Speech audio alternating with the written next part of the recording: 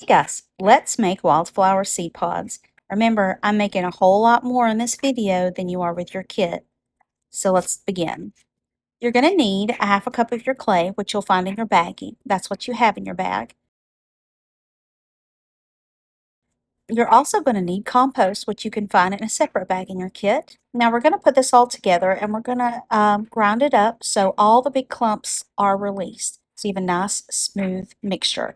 So then you're going to add your water slowly, because you want to make sure that's not too wet, but you want to make sure that holds together. So that's the purpose of doing this slowly and taking your time. You want the mixture to be able to ball up in your hand and you squeeze it and it hold its shape like you're seeing here. Voila. Now here you're going to see that I'm using a mold, but your kit does not require that.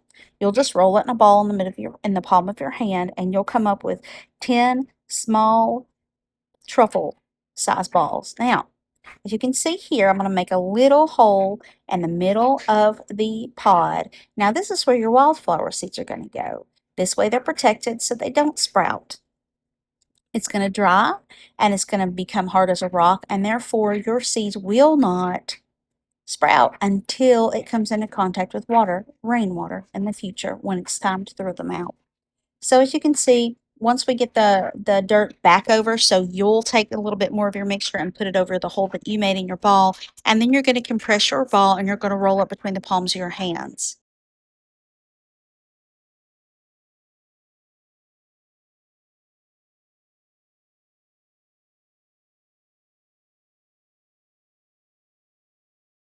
Once it's time to plant, you toss them in your garden, and when it rains, the rain's going to dissolve the clay, releasing the wildflowers, thus having the compost to feed the wildflowers, and you have everything you need for a successful wildflower planting.